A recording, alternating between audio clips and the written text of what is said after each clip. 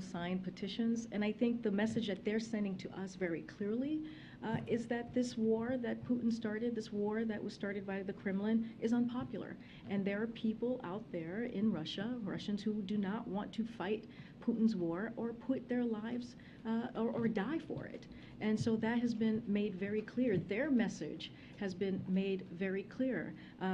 We continue to say to folks, I know there was a question that was asked about seeking refugee from persecution. We believe that regardless of their nationality, they may apply for asylum in the United States and have their claim adjudicated on a case-by-case basis. So as far as that, we welcome any folks who are seeking asylum, and they should do that. But again, we have talked about the bravery of the Ukrainians fighting this war for the past 6 months and how they're fighting for their freedom. And what we're seeing in Russia are the people of Russia who are saying they do not want this war. They do not support Putin's war. Again, and we have said this many times, there is one person who can stop this war, and that is President Putin. He's the one who started this unprovoked, brutal war, and it is up to him to stop it. What we're seeing right now is not strength; it is weakness from President Putin. Well, sorry. And welcome to the briefing room. I know. Thanks very much. Thanks for taking my question. A plaintiff in Indiana has filed a lawsuit trying to block the president's student loan forgiveness initiative, claiming that his tax bill is going to go up and cost more than the student loan forgiveness would be because of a program in Indiana. Any comment on that from the White House? And do you expect the program to move forward as planned this year? Well, look. So just to step back for a second. When it comes to the student loan debt relief, this is a promise that the president made on the campaign trail. And this is an opportunity that the president saw to give American families out there a little bit of a breathing room. You hear him say that often. You might hear him say that in just a little bit, how he has worked towards to make sure that the economy works for everyone and not to leave anyone behind. And so when you look at the student loans relief program, it is going to help tens of millions of people. It is going to help 90% of folks who are on that program are making under $75,000 a year. So look, we want to be really clear here. Opponents of the Biden-Harris administration student loan plan are trying to stop it because they know it will provide much needed, again, relief for working families. Anyone who does not want to give that debt relief can choose to opt out.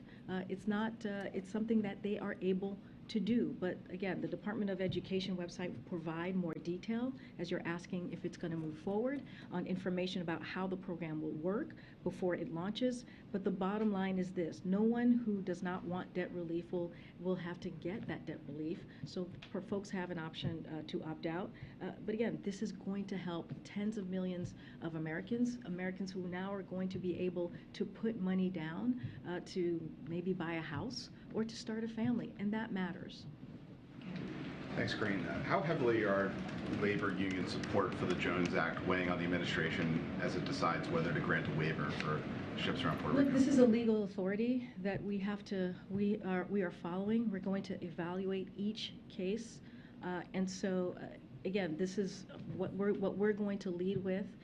Is not what from what others may be asking. Is what we can do from our point of view and from the way that we are able to do, again, in a legal way. On the Medicare announcement, the cost is actually, the premium cost last year went up because of the federal government's plan to purchase this Alzheimer's drug that turned out to be not quite as effective as people thought. Now premiums are pretty much going back down to where they were before that. So isn't this just getting things back to where they were and not truly lowering premium costs? We see this as a win for the American people when they're going to get about $60 a year back into their pocket. That's important, and so I think that's how we see this. And as you couple that with what the president has been wanting to do and trying to do and has done with the Inflation Reduction Act, continuing to lower costs. And if you look at the Inflation Reduction Act, it is the It is right now the #1 piece of legislation that's clearly law that is dealing with an issue that the Americans are feeling every day, which is trying to figure out how we lower costs. We're going to hear from the president speak in just a few minutes. And so, look, we think it's important that Americans are going to get that money back in their pocket, and we think it's important that Americans are now going to be able to, that Medicare is going to be able to negotiate, and we can cap that cost per year for seniors at $2,000. That's why Democrats, and only Democrats, voted for this piece of legislation, and we feel like we're going to continue to do the work to lower costs for Americans, but that's really important, and I think it's going to make a difference in Americans' lives. Just let the Yeah. pool go real fast. Okay, before whoever needs to go. Oh, that's including you, Josh, bye.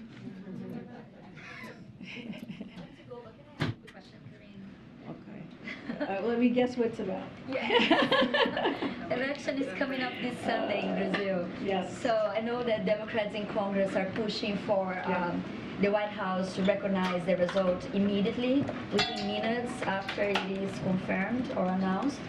Is the White House planning to do this immediately? And is the White House concerned the result could be contested? So as you know, we're going to be monitoring these elections as we have many elections that have happened in the last couple of weeks, in particular in Brazil. We're going to monitor them closely and have the trust in the strength of the Brazil's democratic institution. So we have seen recent reports of violence, and although the right to protest is fundamental in any democracy, the United States condemns any violence and urges Brazilians to make their voices heard in a peaceful manner. We believe that is important in this in this upcoming election. As a partner democracy in Brazil, or to Brazil, we will continue to follow the elections with the full expectation that they will be conducted in a free, fair, transparent, and credible manner, with all relevant institutions operating in accordance with the constitutional rule. Again, we will be monitoring Is this. the White House going to recognize the result immediately? Again, I'm not going to get ahead of any results at this time, but like I said, we will be monitoring the upcoming elections in Brazil, and I'll leave it there. Okay. Thank you. Thanks so much. The CR doesn't have any funding that the White House requested on COVID or monkeypox. Has the White House given up on that funding? Is there another route for those funds, or is it time to be prepared to move forward without that kind of funding? So, look, our near-term priority is keeping the government open. We've been very clear about that to ensure that vital services to the American people continue uninterrupted. And we know that the shutdowns are incredibly disruptive and costly. There's still time for Congress to pass a short-term funding bill by this Friday's deadline, and we are confident they will do so. Look, so as you know, you've heard us say this for many months, that we've been very clear since early 2022 about our COVID funding needs, and have warned that without congressional action, we were going to be forced to make difficult trade-offs, as we heard from me recently about the testing, and be unable to take action that Republicans and Democrats support, to have the United States lead the effort on the next generation of vaccine, the next generation of treatments. And that is exactly what has happened. And so we're not going to give up. We're going to continue every day that we ensure secure funding. We need to protect and build on the progress we have made. So we're going to continue that process. On another topic, can you give an update on what is the President's message going to be to leaders of the Pacific Island Summit, particularly as it relates to China later this week? So just to give you a little bit of preview, as we announced earlier this month, President Biden will host the first ever U.S. Pacific Island County Summit, which will be held here in Washington, D.C., as you just noted, this Wednesday, tomorrow, and Thursday. On Thursday, President Biden will discuss with Pacific leaders our broadening and deepened cooperation on key issues such as climate change, pandemic and economic recovery, maritime security, environmental protection, and advancing a free and open Indo-Pacific. The President will then also welcome the Pacific Island leaders to the White House, where they will take a family photo and join a dinner hosted by the president. The summit will demonstrate the United States' deep and enduring partnership. This is how we see this as we, are you asking me about our message? A partnership with the Pacific Island continues and the Pacific region that is underpinned by shared history, values, and people-to-people ties. And, you know, we'll have more to share on that soon. But again, this is just showing our partnership with the region. As you have seen, the last 19 months, the president has had many conversations with world leaders. This is something that he feels is very important, that leader-to-leader conversation, and that's what you're going to see with the summit as well. And finally, if I could, does the White House plan to nominate someone for the IDB to replace the Trump official who was voted off yesterday? And kind of in that vein, has the White House been in touch with other shareholders of the World Bank to kind of take their temperature about David Malpass's remarks? So we don't have anything to preview on any personnel announcement at this time. Clearly, this is something that we're going to look very closely.